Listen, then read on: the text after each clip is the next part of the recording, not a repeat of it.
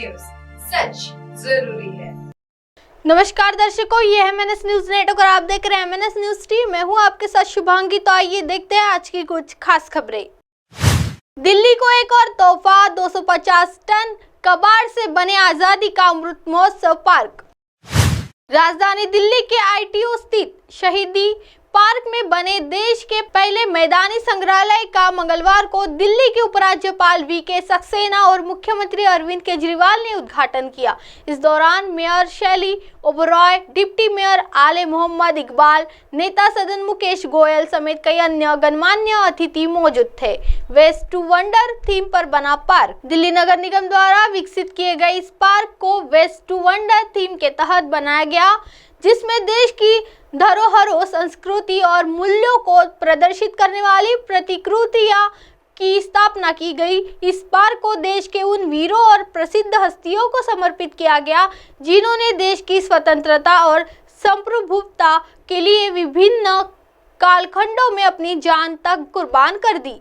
Park में उन महान शक्तियों की मूर्तियों को भी स्थापित किया गया जो 250 टन कबाड़ का हुआ इस्तेमाल। इस मौके पर उपराज्यपाल वीके सक्सेना ने कहा, यहाँ पर आकर मैं खुद को गौरवान्वित महसूस कर रहा हूँ। आजादी का अमृत महोत्सव पार्क दिल्ली में एक नए स्थायी संपत्ति के रूप में आज हमारे सामने है। इस दौरान उन्होंने पार्क के निर्माण और विकास के लिए दिए गए 15 करोड़ रुपए के लिए भारत सरकार का धन्यवाद किया। उन्होंने बताया कि शहीदी पार्क की सबसे बड़ी विशेषता यह है कि यह पार्क 250 टन कबाड़ से तैयार किया गया है। थीम बेस्ड पार्क है। दिल्ली में इस तरह का थीम आधारित यह तीसरा पार्क है। उन्होंने कहा कि दिल्ली के तीनों पार्क अलग अलग थीम पर आधारित है। जैसे वेस्ट टू वंडर पार्क में दुनिया के 7 अजूबे दिखाई देंगे, वहीं भारत दर्शन पार्क में देश के चुनिंदा स्मारकों और इनके बारे में रोचक जानकारियां मिलेगी। जबकि एमसीडी ने इस शहीदी पार्क में देश के समृद्ध इतिहास और सांस्कृतिक विरासत को प्रदर्शित किया गया है, जिसे बनाने में लोहे का खराब सामान, बिजली के पुराने खंभे, पुरानी कारें, ऑटोमोबाइल पार्ट्स आदि के कबाड़ का इस्तेमाल किया गया है। दिल्ली को मिले एक और नई पहचान। वहीं मुख्यमंत्री अरविंद केजरीवाल ने कहा, यह अद्भुत पार्क है। मैं इस शानदार पहल के लिए दिल्ली नगर निगम के सभी अधिकारियों और कर्मचारियों को बधाई देता हूँ। मुख्यमंत्री ने कहा कि माननीय उपराज्यपाल ने इस शानदार पार्क की आधारशिला रखी थी और करीब 1 साल के भीतर इस पार्क को तैयार कर लिया गया। इस पार्क में देश की संस्कृति, इतिहास को जिस प्रकार से दिखाया गया है वह बेहद शानदार और प्रेरक है। आगे उन्होंने कहा कि जिस प्रकार चंडीगढ़ जाने वाले लोग रॉक गार्डन को अवश्य ही देखते हैं, उसी प्रकार शहीदी पार्क भी दिल्ली को नई पहचान देगा और लोग लाल किला, जमा मस्जिद के साथ साथ शहीदी पार्क देखने भी आया करेंगे। इस पार्क की विशेषताओं को देखते हुए उन्होंने कहा कि दिल्ली के स्कूलों के बच्चों को राष्ट्रभक्ति की प्रेरणा देने के लिए इस पार्क में लाया जाएगा और उन्हें निःशुल्क ही इसका भ्रमण करवाया जाएगा।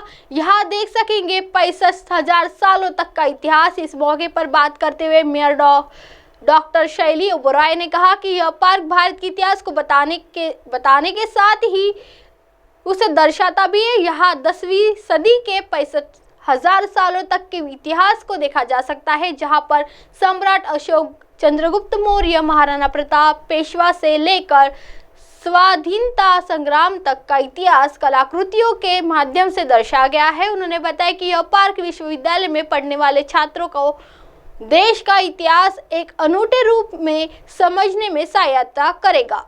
700 कारीगरों ने 6 महीने किया तैयार। बता दें कि पार्क में लगी मूर्तियों का निर्माण महज 6 महीनों में किया गया है, जिसे 10 उत्कृष्ट कलाकारों के साथ 700 कारीगरों ने मिलकर बनाया है। मूर्तियों को बनाने में लगभग 250 टन स्क्रैप का उपयोग किया गया है। पार्क में 93 टूटी मूर्तियां और 20 3D मूर्तियों सहित 9 सेट और 3 गैलरी विकसित की गई है। वहीं पार्क की सुंदरता बढ़ाने के लिए चंपा, कचानार, फाइकस, एसपीपी, सिंगोनियम आदि जैसे लगभग 56,000 पेड़ और झाड़ियां लगाई गई है।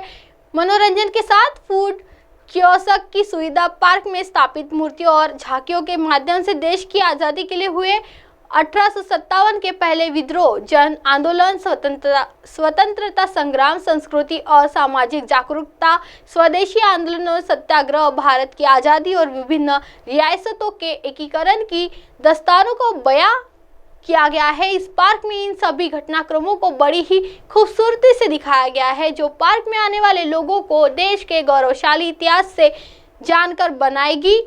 वहीं इस पार्क में लोगों के मनोरंजन के साथ इसमें फूड कियोस्क की सुविधा भी उपलब्ध कराई गई है।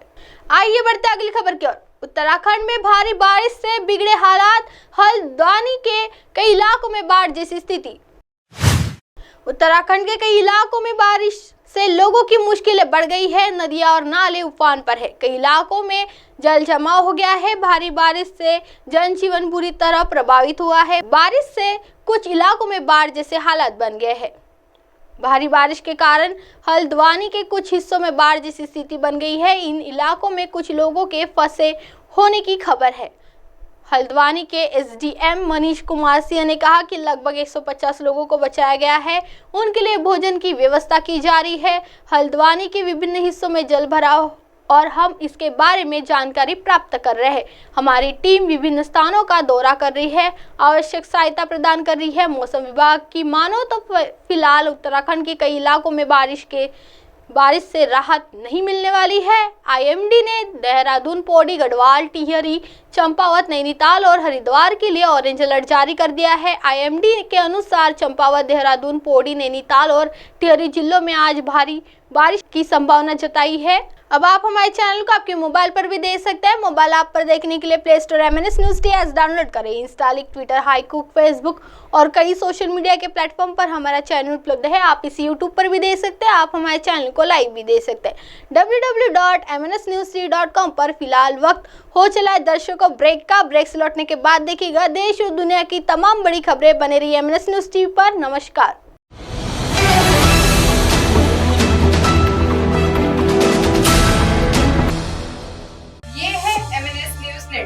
और आप देख रहे हैं MNS न्यूज।